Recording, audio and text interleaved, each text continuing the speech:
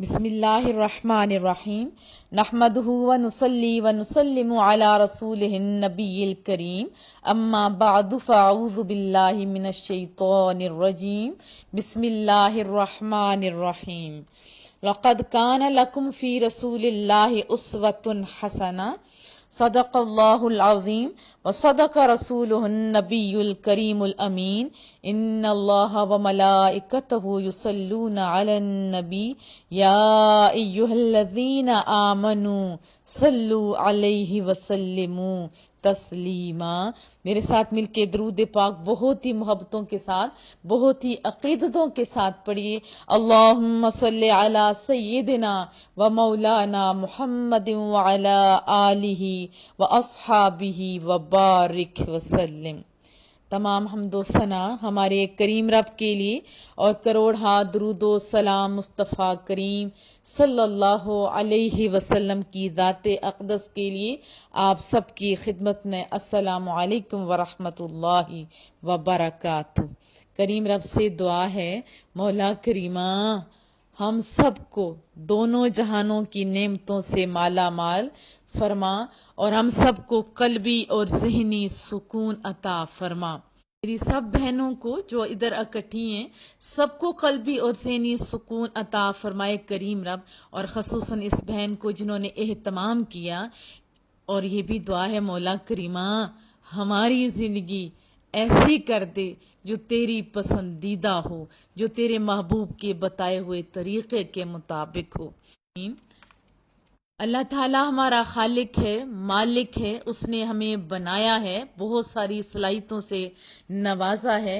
ایسے تو نہیں، کوئی مقصد تو ہوگا نا۔ تو قرآن کریم میں بتا دیا وَمَا خَلَقْتُ الْجِنَّ وَالْإِنسَ إِلَّا لِيَعْبُدُونَ، اور میں نے جنوں کو اور آدمیوں کو اس لیے بنایا کہ میری بندگی کریں۔ زندگی کا مقصد بتا دیا کہ فمبداری کس کی؟ اللہ کی، اور کیا کرنا ہے؟ عبادت کرنا ہے۔ دیکھیں ہم نے عبادت کرنی ہے کیونکہ بنایا جو اس نے، اطاعت کرنی ہے، لیکن ہم تو محدود ہیں، وہ سونا لامحدود ہے، ہم حادث ہیں اور کریم رب تو قدیم ہے، ہم تو فانی ہیں اور وہ سونا رب تو باقی ہے۔ اب سوال یہ پیدا ہوتا ہے کہ فانی باقی تک پہنچے تو کس طرح، اس کی عبادت کرے تو کس طرح؟ مقصد تخلیق تو بتا دیا گیا، لیکن ہم انسان ہیں نا، کوئی بھی کام کرنے سے پہلے ہم لوگ کیا چاہتے ہیں؟ ہمیں سیمپل چاہیے، ہمیں نمونہ چاہیے، کوئی چیز چاہیے جس کو دیکھ کے ہم کام کر سکیں۔ تھوڑی بہت ہی تو چینجنگ ہو سکتی ہے، لیکن ایسے تو نہیں کہا جا سکتا وہ کام کرنا ہے لیکن پتہ نہ ہو۔ ایسا ہی ہوتا ہے نا۔ تو کریم رب نے قرآن کریم میں بتا دیا لوگو میں نے نمونہ دیا ہے آپ کو، لقد کان لکم فی رسول اللہ اسوۃ حسنہ۔ سنو لوگو میں نے اپنا محبوب تمہیں دیا ہے۔ بہت سارے احسان کیے، لیکن جب محبوب کی باری آئی تو فرمایا لوگو میں نے تم پہ احسان کیے، تمہیں اپنا محبوب دیا ہے، اتنی سونی ہستی دی ہے، اتنا مثالی کردار دیا ہے، اتنا آئیڈیل انسان دیا ہے، اس کی ساری زندگی بہت پیاری ہے۔ آپ اس سے اپنا کے تو دیکھو۔ ایک آپ کا اپنی عادت ہے، سونا ہے، جاگنا ہے، کھانا ہے، پینا ہے، لیکن سنو لوگو اگر آپ کی زندگی میرے محبوب کے بتائے ہوئے طریقے کے مطابق، انہی کی عادات کے مطابق ہو جائے گی تو وہ آپ کی جو عادات ہیں جن پر محبوب کے کردار کا رنگ چڑھ گیا ہے وہی تو عبادت ہے۔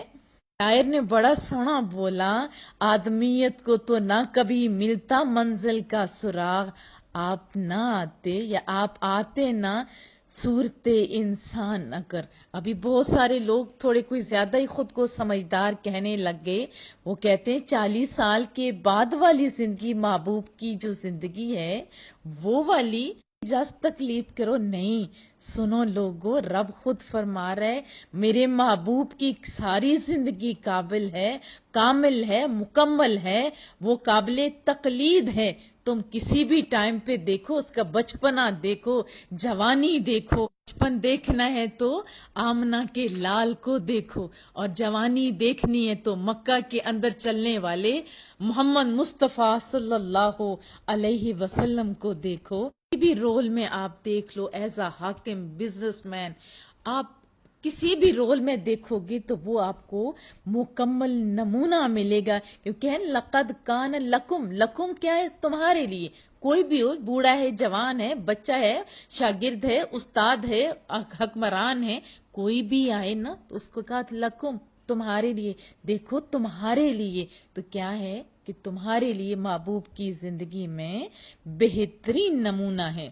پاک کریم کی اخلاق، کردار، اوصاف، انداز حیات آپ کوئی بھی پڑھ کے دیکھیے، آپ کو مزہ آ جائے گا. اتنی چاشنی کسی انسان کی زندگی میں نہیں جتنی مصطفیٰ کریم، جتنی آمنہ کے لال کی زندگی میں کریم رب نے رکھی ہے. اتنی جاذبیت، اتنی کشش کسی اور انسان میں نہیں، کسی اور چیز میں نہیں جتنی کہ مصطفیٰ کریم کی حیات طیبہ کے اندر ہے. کل بھی قابل تقلید تھی، قیامت تک کے لوگوں کے لیے قابل تقلید ہے. اگر ان کے حیات کے اندر کے جو خوبصورت کردار ہیں ایک ایک بندے کے لیے نمونہ ہیں، اگر ہم اپنا لیں گے تو ہمارے دلوں میں نفرتیں نہیں، محبتیں آ جائیں گی. پھر ہماری زندگی خوبصورت ہو جائے گی. زندگی یہ والی بھی سنور جائے گی اور دوسری آخرت والی زندگی بھی سنور جائے گی. اب بھی آپ کبھی کوئی تازہ مسلمان ہو، اس سے آپ پوچھئے کہ آپ کیوں مسلمان ہوئے؟ کیا ہمارے کردار کی وجہ سے؟ نہیں، وہ یہی کہے گا میں نے مصطفیٰ کریم کی سیرت کا مطالعہ کیا، اتنا متاثر ہوا کہ میں کلمہ پڑھنے پہ مجبور ہو گیا. ہمارے کرداروں کو اگر یہ لوگ دیکھتے ہیں تو اسلام سے دور ہو جاتے ہیں. میں آپ کو اپنا سچا واقعہ بتاؤں، ہم لوگ پی ایف کالج میں تھے، میں ایک لڑکی کے ساتھ گئی، وہ بیمار ہو گئی تھی. وہاں ایک ڈاکٹر تھی، اس نے میرا ابایا دیکھا، کہتی ہے مسلمان ہو؟ میں نے کہا ہاں میں مسلمان ہوں. میرا کلیجہ پھٹتا ہے جب اس نے بات کی، کہا کہ میں بھی پہلے مسلمان تھی. میں اور شاک ہوئی. میں نے کہا کہ کیا آپ فرما رہی ہیں؟ کہتی ہے ہاں، میں نے جب مصطفیٰ کریم کی حیات پڑھی تھی، میں نے کہا تھا دیر نہ لگو، مجھے جلدی سے کلمہ پڑھو، مجھے پاکستان لے کے جاؤ، جہاں پہ زندگی مسلمانوں کی زندگی ہوگی، جہاں تحفظ ہوگا، جہاں محبت ہوگی. میں نے تو وطن چھوڑ دیا، میں نے تو اپنا دھرم چھوڑ دیا تھا اور میں تو ادھر آئی. جب لوگوں کا میں نے رویہ دیکھا، میں نے کہا میں اس سے بہتر ہوں کہ پرانے دھرم پہ چلی جاؤں. کیا اس کا وہ جو پھرنا تھا ہمارے کندھوں کے اوپر، قیامت والے دن ہم کیا منہ دکھائیں گے اللہ کو؟ ہم کیا منہ دکھائیں گے مصطفیٰ کریم کو؟ غیر مسلم نے مصطفیٰ کریم صلی اللہ علیہ وسلم کی سیرت طیبہ کے اوپر بہت ہی خوبصورت کتاب لکھی. غالباً ان کا نام لکشمی پرساد تھا. ان سے کہا گیا آپ اتنے متاثر ہیں ان کی حیات سے، ان کے غلام کیوں نہیں ہو جاتے؟ ان کا کلمہ کیوں نہیں پڑھ لیتے؟ انہوں نے کیا جواب دیا پتہ ہے؟ انہوں نے کہا میں تو سیرت پڑھ کے مسلمان ہو جاتا، لیکن لوگوں کے کردار دیکھے میں نے کہا میں جس پہ ہوں مجھے اس پہ رہنے دو. دیکھو گھر گھر درس کھلا پڑا ہے، واٹس ایپ پہ، اس کے علاوہ کتنی چیزیں ہیں جو اویلیبل ہیں. لیکن کیا ہو رہا ہے، اتنے درسوں کے باوجود بھی گھروں میں نفرتیں نہیں جا رہی، گھروں کی دوریاں نہیں جا رہی. وجہ کیا ہے کہ عملی طور پہ ہم نے محبوب کی حیات کو اپنایا نہیں. ہمارے بچے بالوں کے 1000 ڈیزائن بنا کے، داڑھیوں کے ڈیزائن بنا کے دوسرے غیر قوموں کی تقلید کر رہے ہیں. اس کی وجہ کیا ہے؟ ہم نے رسول اللہ کی محبت جو حق تھا ان بچوں کے دل میں نہیں ڈالی. علماء کا بھی قصور ہے، انہوں نے بھی مصطفیٰ کریم کی حیات کو جس طرح اجاگر کرنا تھا ایسے اجاگر نہیں کیا. بلکہ مجھے تو کہتے ہوئے حیا آتی ہے کہ ہم نے تو غیر مسلموں کے لیے بھی سوالات چھوڑ دیے. ایک سٹوڈنٹ مجھے کہنے لگی آپ تو کہتے ہو، آپ کا قرآن بھی کہتا ہے یہ اخلاق کے ضابطے کے خلاف ہے. بچوں کے سامنے مصطفیٰ کریم کی حیات طیبہ ضرور بیان کیا کرو، خود بھی عمل کیا کرو. آج ہمارے بچے کبھی اسپائڈر مین کو ہیرو مان رہے ہیں، کبھی ریسلرز کی تصویریں لگائی ہوئی ہیں، کبھی کوئی انگلش مووی والا، کبھی انڈینز مووی والا. نہیں، یہ غلط طریقہ ہے. ہمیں اپنے بچوں کے سامنے، اگر ہم نے دونوں جہانوں میں بچوں کو کامیاب دیکھنا چاہتے ہیں تو محبوب کی حیات طیبہ رکھو. دیکھو آج اگر نہیں رکھو گے تو کل رو گے، آپ لوگ کہو گے میرے بچے گستاخ ہو گئے. یہ ہے نا ایسی بات. میرے مصطفیٰ کی حیات کتنی سونی. رضائی ماں جب بھی آیا کرتی تھی فوراً کھڑے ہو جایا کرتے تھے، اپنی چادر اتار کے نیچے بچھاتے اور اپنی ماں کا احترام کھڑے ہو کے اداب کے ساتھ ان کو ریسیو کیا کرتے تھے. کیا آپ کے بچے، کیا آپ ایسا کرتے ہیں؟ والدین کی اہمیت کو بار بار لوگوں کے مائنڈ میں رکھنے کے لیے مختلف احادیث بھی ہمیں ملتی ہیں. ایک واقعہ سناتی ہوں، جب بھی سنتے ہیں من کو ٹھنڈ پہنچتی ہے. مصطفیٰ کریم مدینہ طیبہ کے اندر مسجد نبوی کے اندر کھڑے ہوتے ہیں، بہت سارے صحابہ کرام اجمعین پیچھے، پوری مسجد بھری ہوئی ہے. تو پھر آپ کو پتہ ہے جب دکھوں کا ٹائم گزرتا ہے، سکھوں کا ٹائم آتا ہے نا، تو اپنے دکھ بھی بڑے یاد آتے ہیں. اور جنہوں نے دکھوں کا ٹائم دیکھا ہوتے دل کرتا ہے کاش وہ ہوتے تو آج دیکھتے. آج مصطفیٰ کریم کو اپنا پچھلا ٹائم بھی یاد آیا ہوگا.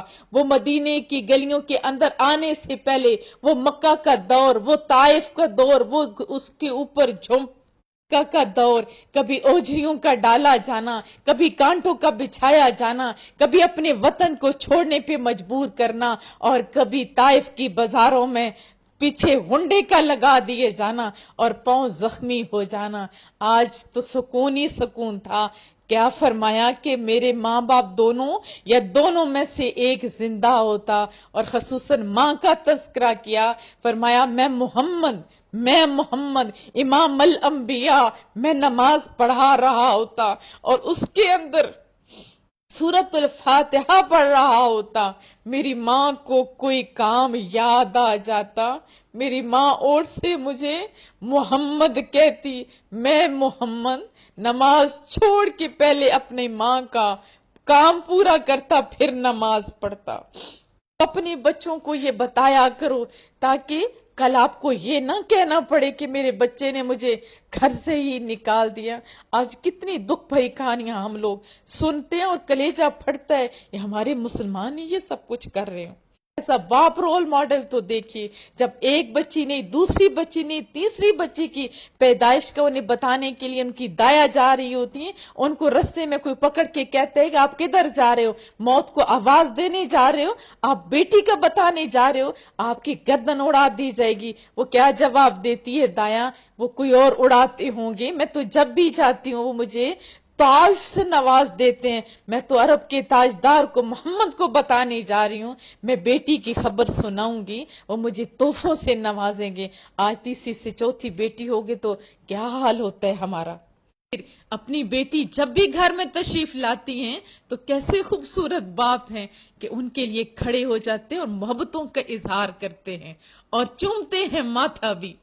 بھائی دیکھے تو حضرت شیمہ جب بھی آیا کرتی تھی، بھائی بھی دیکھیں تو مزہ آ جاتا ہے. ایک غزوہ کے اندر کچھ قیدی ہو گئے، ایک عورت آئی، اس کو روکا گیا، کہا کہ تم کیوں آ رہی ہے؟ کہا میں نے محمد سے ملنا ہے، وہ میرا بھائی لگتا ہے. مصطفیٰ کریم نے جیسے ہی دیکھا نا، کہا شیمہ آپ ادھر کیوں آئے ہو؟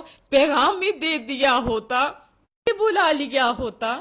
تو بڑے ناز سے کہتی ہیں بھائی میرے قبیلے کے کچھ لوگ ادھر قید میں ہیں، میں انہیں چھڑانے آئی ہوں. مصطفیٰ کریم نے بغیر تاخیر کے ان قیدیوں کو چھوڑ دیا. میری بہن آئی ہے. دیکھیں بہن بھائیوں کے کردار تو شرم آتے. ایک ہی ماں کے بچے، ایک ہی باپ کے بچے ایک دوسرے کو نہیں دیکھ رہے. اس کی وجہ کیا ہے؟ ہم نے اپنی زندگیوں میں مصطفیٰ کریم صلی اللہ علیہ وسلم کی کردار کو اپنایا نہیں ہے، ہمیں کسی نے سکھایا نہیں ہے. انہوں نے اپنایا ہے نا، ان کے آج بھی نام زندہ ہیں. ایک واقعہ سناتی ہوں حضرت علامہ اقبال رحمت اللہ علیہ کا. ایک بھکاری آیا تھا، غصے سے جھڑک کے باہر سے بھیج دیا. باپ کو جیسے ہی پتا چلا رونے لگے. میرے بچے تو نے کیا کیا؟ جیسے بچے معذرت کرتے انہوں نے معذرت بھی کی. کہا میں کیسے میں تمہیں معاف کر دوں؟ کہا کچھ تو شرط ہوگی. کیوں آپ اتنے زیادہ ناراض ہو رہے ہیں؟ فرمایا اس لیے زیادہ ناراض ہو رہا ہوں، جب قیامت والے دن مصطفیٰ کریم مجھ سے پوچھیں گے فقیر محمد بتا تیرے دروازے کے اوپر میرا امتی گیا تھا، تیرے بچے نے یہ سلوک کیا، میں کیا جواب دوں گا؟ رونے لگے حضرت علامہ اقبال بھی. کہا کچھ تو شرط ہوگی، مجھے مار لیں کچھ بھی کر لیں لیکن مجھے معاف کر دیں. تو باپ نے کیا فرمایا؟ میں تجھے تب معاف کروں گا جب تک تو زندہ رہے گا، تیرے لبوں سے مصطفیٰ کریم کے ترانے نکلیں گے، میں تب تم سے راضی ہوں گا. اسی کی تو بات ہے، ایک چھوٹے سے واقعہ نے، ایک چھوٹے سے عمل نے انہیں بدل کے رکھ دیا. اس عہد کو پھر ساری زندگی نبھاتے رہے.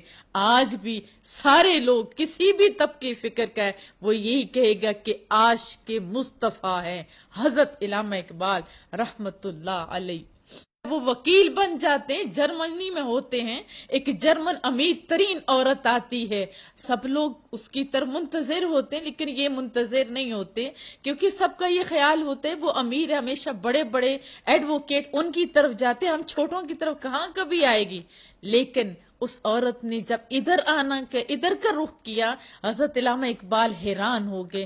کہا کسی کام کے لیے آئی ہیں، کسی کیس کے لیے آئی ہیں؟ کہتی نہ میں آج کیس کے لیے نہیں آئی، میں اپنی ذات کے لیے آئی ہوں. ہاں کس کے مقصد کے لیے؟ بتا کیسی ذات کا کام ہے، بتا میں ضرور پورا کروں گا. کہا میں تو شادی کرنے کے لیے آئی ہوں. ان کو شاک بھی لگا اور پھر پوچھا کہ اتنا بڑا فیصلہ کر رہی ہو؟ کہتی ہاں میں ساری جائیداد تیرے نام کر دوں گی. تو کہا کہ جب اتنا سب کچھ دے دیں گی تو کچھ تو اس کے بدلے میں آپ بھی چاہیں گی.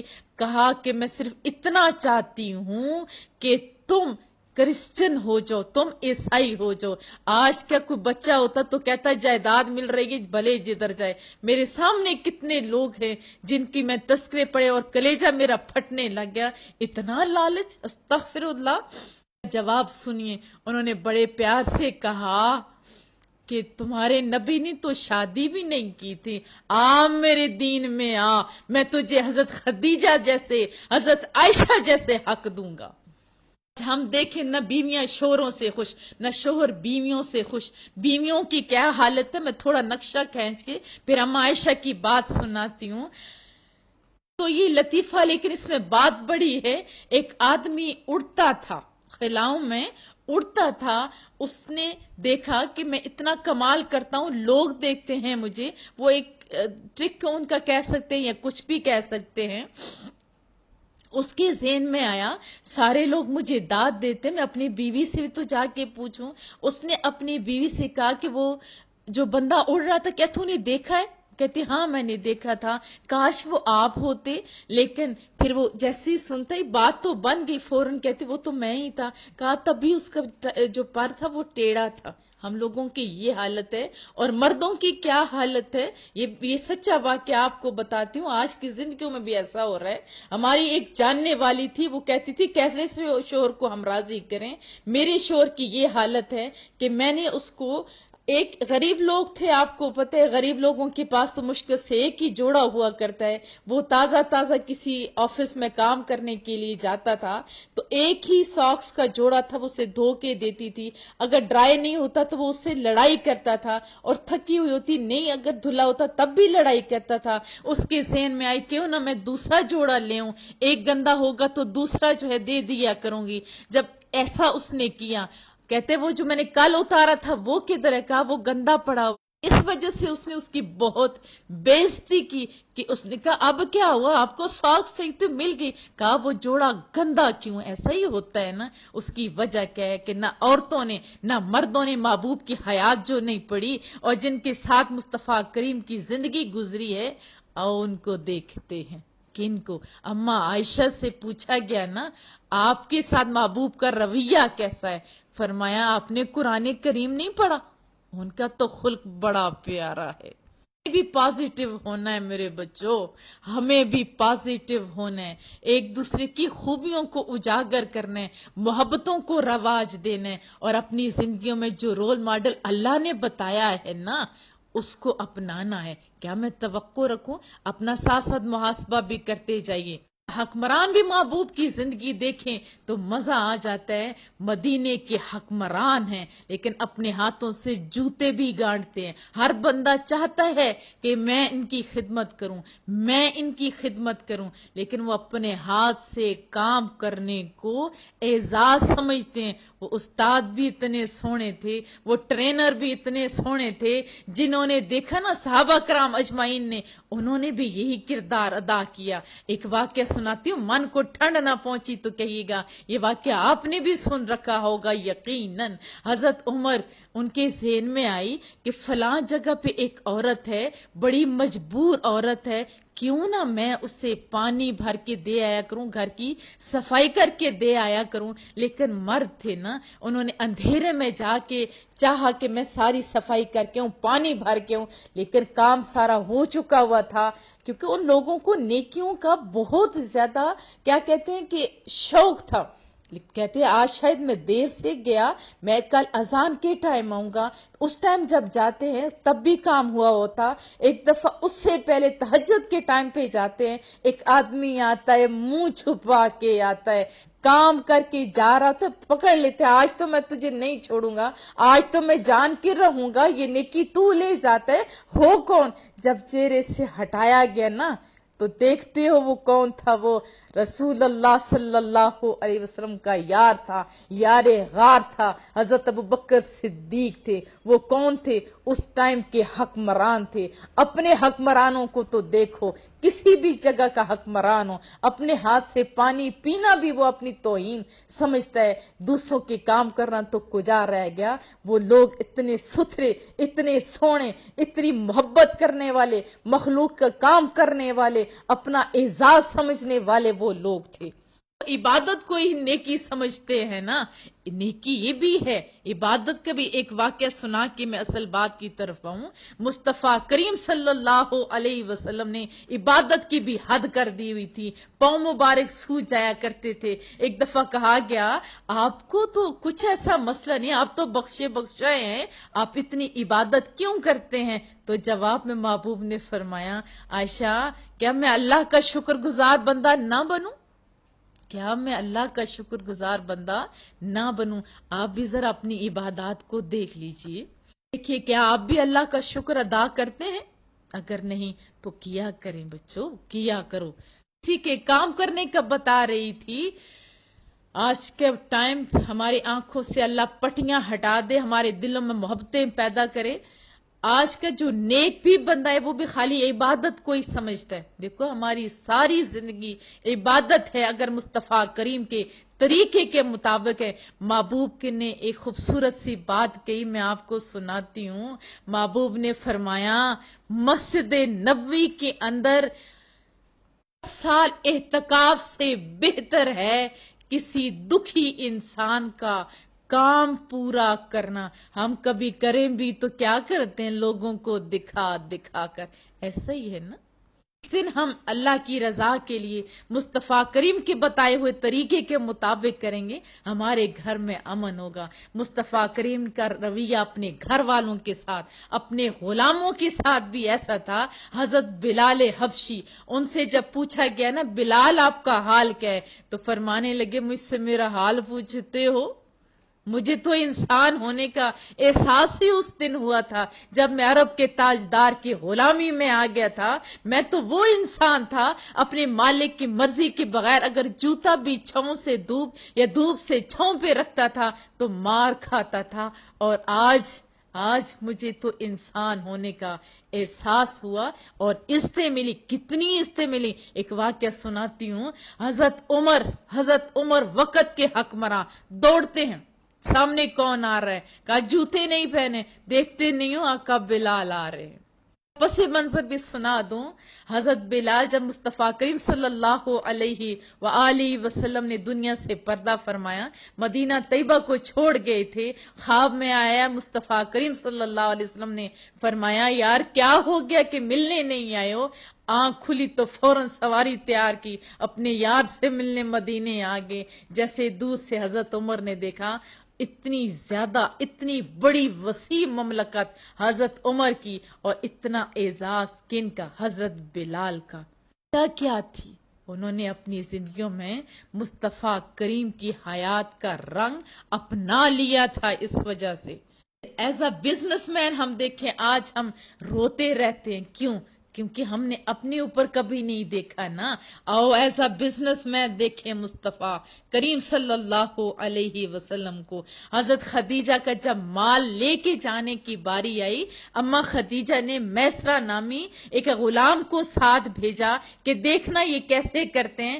واپس آ کے بتایا سارا کردار، سارا عمل، جب بتایا تو فوراً نکاح کا پیغام بھیج دیا۔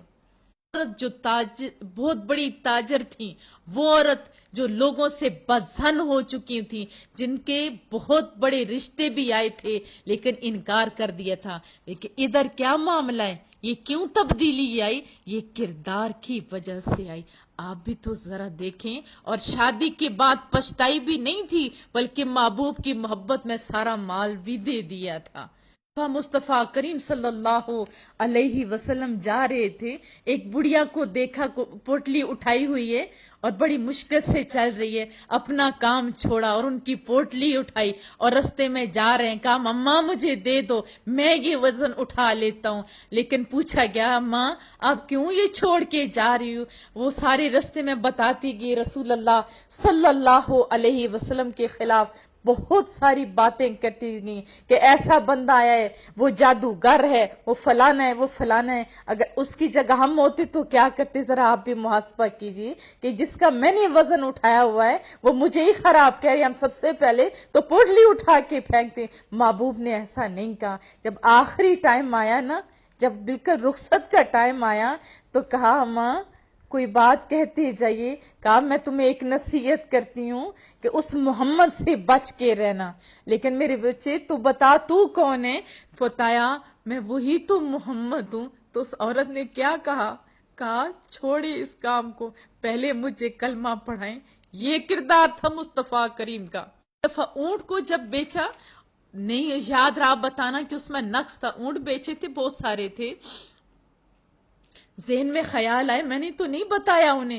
پھر کتنے دن ڈھونڈتے رہے، جب وہ مالک ملا اس سے کہا کہ میں نے آپ کو اونٹ دی، میرا ایک اونٹ تھا، اس کی یہ خرابی تھی، اس کی ٹانگ میں خرابی تھی۔ انہوں نے کہا مجھے تو نہیں پتا، مجھے تو نہیں پتا، میں نے تو نہیں دیکھا۔ وہ سارے لے کے ادھر بندے ہوئے، اس کے ذہن میں فوراً آیا جو اتنا صاف گو انسان ہے اس کی ہر بات سچی۔ انہوں نے بھی کیا کہا؟ پہلے مجھے کلمہ پڑھائیے۔ یہ کردار تھا محبوب کا۔ ہمارے کرداروں کو دیکھ کے اپنے منہ موڑ لیتے ہیں، کجا دوسرے لوگ ایمان لائیں۔ اصلاح ضرور کیجئے۔ طائف کا بھی واقعہ آپ کو اچھی طرح یاد ہوگا، جب یہ دین کی دعوت دینے گئے تھے، وہ بد نصیب لوگ بجائے دین کو قبول کرتے الٹا مارنے کے لیے نوجوان لڑکے دوڑا دیے تھے۔ اب اتنا خون بہہ رہا ہے، جوتے مبارک بھر گئے ہیں، اختیار بھی ہے، فرشتہ بھی آیا ہے، محبوبہ اگر آپ کہیں تو دونوں پہاڑ جوڑ دوں۔ آپ ذرا خود کو وہاں رکھے دیکھیے ہم کیا کرتے، ہمیں کوئی تھوڑا سا بھی کچھ کہتا ہے تو پہلے ہاتھ اٹھا کے بد دعائیں دیتے ہیں۔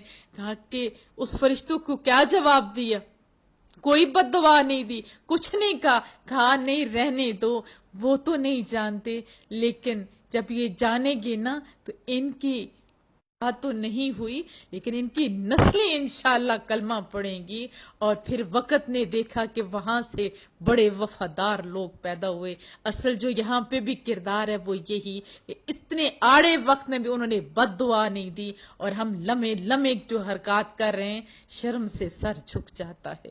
ایسی آیت مبارکہ ہے کہ ساری زندگی بھی لگے رہیں تو ہم اس کا حق نہیں ادا کر سکتے۔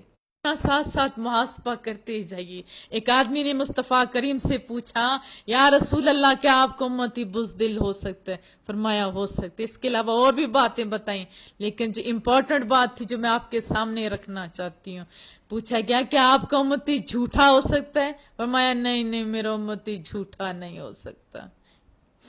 اگر قیامت والے دن رسول اللہ نے رخ انور اس جھوٹ کی وجہ سے پھیر لیا تو کدھر جاؤ گے؟ ابھی اپنی زبانوں کو سچ کا عادی بنا لو. کیا میں توقع رکھوں؟ دیکھو جھوٹ سے عارضی پناہ ہے، سچ سے پرماننٹ عزت ملتی ہے.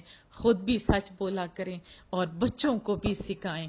پکا عہد کر کے اٹھیں، ہم جھوٹ نہیں بولیں گے، ہم غیبتیں نہیں کریں گے، ہماری محافل چاہے سامنے چاہے پیچھے، ہم کسی کا دل نہیں توڑیں گے. ایک واقعہ سناتی ہوں، پلے باندھ کے جائیے گا.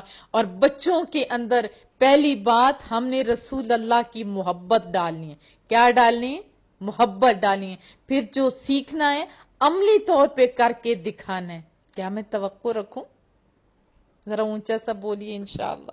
تو کامیابی چاہیے نا، دنیا میں بھی اور آخرت میں بھی چاہیے نا. تو پھر ہمیں ایک اور فارمولہ بتا دیتی ہوں، زندگی میں مزہ آ جائے گا. دونوں زندگیاں آپ کی سنور جائیں گی، دونوں زندگیاں سنور جائیں گی. ایک دفعہ رسول اللہ صلی اللہ علیہ وسلم کا دریائے رحمت جوش میں تھا. اما عائشہ سامنے تھی، خوش نصیب تھی اما عائشہ. مایا عائشہ کچھ مانگنا ہے تو آج مانگ لو. محبت ہوتی ہے نا، کبھی کبھی شوروں کو بھی آ جاتی ہوتی، وہ کتنا خوبصورت لمحات ہوتے ہیں. اور شور بھی مصطفیٰ کریم جیسا ہو. اللہ اکبر. اور اما عائشہ نے فوراً عرض کی، محبوبہ اگر اجازت ہو تو میں اپنے باپ سے پوچھ کے نہ آ جاؤں. وہ دوڑی دوڑی باپ کے پاس جاتی. وہ باپ بھی تو بڑے پیارے تھے. حضرت ابوبکر صدیق سے پوچھا کہ اس طرح ہے، میں کیا پوچھوں، کیا مانگوں رسول اللہ سے؟ تو وہ باپ نے یہ نہیں کہا کوٹھی مانگو، بنگلہ مانگو، فلاں مانگو. نہیں نہیں میری بیٹی، اپنے شور سے پوچھنا. جب اللہ سے ملاقات ہوئی تھی، معراج کی بات ہوئی تھی، جب راز و نیاز کی باتیں ہوئی تھیں، ان باتوں میں سے ایک بات بتا دیں، ایک بات بتا دیں. ایسے ہی وہ دوڑی آتی ہیں اور ساتھ یہ بھی کہا، میرے بچے جو بھی جواب آئے گا مجھے ضرور بتانا. تو رسول اللہ سے عرض کرنے لگی صلی اللہ علیہ وسلم، محبوبہ اس رات کی باتوں میں سے ایک بات بتا دیجیے. تو محبوب نے مسکرا کے فرمایا، سن عائشہ پھر سن. میرے اللہ نے مجھے بتایا، میرے اللہ نے، کریم رب نے، سونے رب نے جو اپنی مخلوق سے اتنا پیار کرتا ہے، فرمایا میرے بندوں میں سے کسی نے کسی ٹوٹے ہوئے کا، جس کا دل زخمی ہو چکا ہوا ہو یا جو آپس میں ناراض ہو چکے ہوں، کسی نے ٹوٹے ہوئے دلوں کو جوڑا، میں رب کہتا ہوں میں اس کو بے حساب جنت میں داخل کر دوں گا. اللہ وعدوں کا سچا، اللہ باتوں کا سچا. اما عائشہ خوش ہو گئی. ہم نے تو ہمیشہ ٹوٹے ہوئے دل جوڑے، ہم نے تو بہت سے لوگوں کی صلح کرائی، ہم نے تو بہت سارے لوگوں کے کام کیے، ہم نے تو بہت سارے لوگوں کو خوش کیا. وہ دوڑی دوڑی اپنے والد محترم کے پاس جاتے ہیں. انہوں نے بات سنی، خوش تو ہوئے، لیکن ان کی آنکھیں چھما چھم آنسوؤں سے بھر کے گرنے لگے آنسو. حیران ہوئی، بابا جان میں نے تو خوشی کی خبر سنائی تھی اور آپ رونے لگے. اما عائشہ کو جواباً والد محترم فرماتے ہیں، عائشہ اس کا ایک رخ تو نے سن لیا، ایک رخ تو نے جان لیا، اس کا دوسرا رخ بھی تو دیکھنا. اگر کسی کا دل بے دہانی میں بھی ٹوٹ گیا تو پھر کیا بنے گا؟ میرے بچوں، آج عہد کر کے اٹھو کہ خالی ہم لوگ اپنی زبان کے اوپر کنٹرول رکھ کے لوگوں کا دل نہیں دکھائیں گے تو اتنا بڑا اعزاز ملے گا. ہمیں کیا ملے گا؟ ہمیں حساب نہیں دینا پڑے گا، ہمیں سختیاں نہیں جھیلنے پڑیں گی، ہمیں سیدھی سیدھی جنت مل جائے گی. اس ٹاپک کو انشاءاللہ پھر جب موقع ملے گا مکمل کروں گی. جو سنا ہے دوسروں کو بھی سنائیے. مصطفیٰ کریم صلی اللہ علیہ وسلم کے بتائے ہوئے طریقے کے مطابق زندگی بسر کیجیے. آخر میں یہ دعا ہے مولا کریمہ، اللہ پاک بھلا کرے نائلہ بہن کا، اس کو اپنے اس نئے گھر میں رہنا بھی نصیب ہو، خوشیاں بھی نصیب ہو. کتنا سونا اہتمام کیا، اس کی بھی زندگی بدل دے اور ہماری زندگیوں کو بھی مالک بدل دے. محبوب کی زندگی کے مطابق ہمیں اپنی زندگیاں گزارنے کی کریم رب توفیق عطا فرمائے. دعاؤں کی درخواست رہے گی. السلام علیکم ورحمۃ اللہ وبرکاتہ.